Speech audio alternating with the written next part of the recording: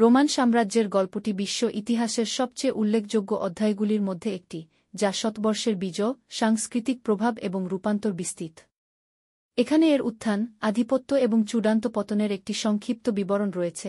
Roman প্রজাতন্ত্র 509-2720 foundation এবং প্রারম্ভিক প্রজাতন্ত্র।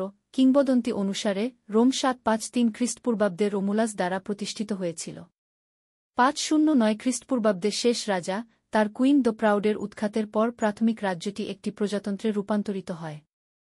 প্রজাতন্ত্রকে চেক এবং ব্যালেন্সের একটি সিস্টেম দ্বারা চিহ্নিত করা হয়েছিল, যেখানে নির্বাচিত ম্যাজিস্ট্রেট, সেনেট এবং জনপ্রিয় সমাবেশগুলির মধ্যে ক্ষমতা ভাগ করা হয়েছিল।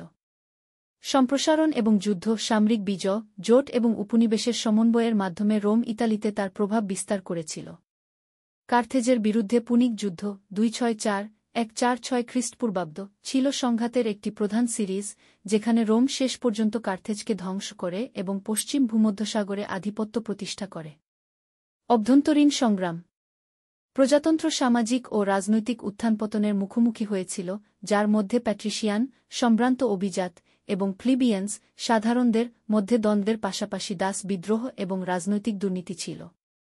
গ্র্যাচি ভাইদের মতো বিশিষ্ট ব্যক্তিরা অর্থনৈতিক বৈষম্য মোকাবেলায় সংস্কারের চেষ্টা করেছিলেন কিন্তু প্রতিরোধ ও সহিংসতার মুখোমুখি হন। রোমান সাম্রাজ্যের উত্থান 27-476 সাম্রাজ্যের রূপান্তর। জুলিয়াস সিজারের ক্ষমতায় উত্থান এবং 44 খ্রিস্টপূর্বাব্দে তার হত্যা প্রজাতন্ত্রের সমাপ্তি চিহ্নিত করে। তার দত্তক উত্তরাধিকারী অক্টাভিয়ান, পরবর্তীতে অগাস্টাস, চূড়ান্ত গৃহযুদ্ধে মার্ক অ্যান্টনি এবং ক্লিওপেট্রার মতো প্রতিদ্বন্দ্বীদের পরাজিত করেছিলেন। 27 খ্রিস্টপূর্বাব্দে অগাস্টাস প্রথম সম্রাট হন, রোমান সাম্রাজ্যের সূচনা করেন। তার রাজত্ব প্যাক্স রোমানা, রোমান শান্তি, স্থিতিশীলতা এবং সমৃদ্ধির সময়কালের সূচনা করে। সাম্রাজ্যের উচ্চতা। রোমান সাম্রাজ্য সম্রাট ট্রাজানের 981-117 অধীনে তার সবচেয়ে বড় আঞ্চলিক সীমায় পৌঁছেছিল, যা ইউরোপ, উত্তর আফ্রিকা এবং মধ্যপ্রাচ্যের বেশিরভাগ অংশকে বেষ্টন করে। সাম্রাজ্য তার প্রকৌশল বিস্ময়, যেমন রাস্তা, জলাশয় এবং কলোসিয়ামের মতো স্মারক স্থাপত্যের জন্য বিখ্যাত ছিল। রোমান আইন, ভাষা, ল্যাটিন এবং সংস্কৃতি বিজিত মানুষকে প্রভাবিত করে, স্থানীয় ঐতিহ্যের সাথে মিশে একটি সমৃদ্ধ এবং বৈচিত্র্যময় সাম্রাজ্য তৈরি করে। চ্যালেঞ্জ এবং হ্রাস। তৃতীয় শতাব্দীর সংকট 235-284 রাজনৈতিক অস্থিতিশীলতা, অর্থনৈতিক সমস্যা এবং বহিরাগত আক্রমণগুলি বিশৃঙ্খলার সময়কালের দিকে পরিচালিত করে। 200-টিরও বেশি সম্রাট দ্রুত পর্যায়ক্রমে শাসন করেছেন, প্রায়শই হিংসাত্মক পরিণতি পূরণ করেন।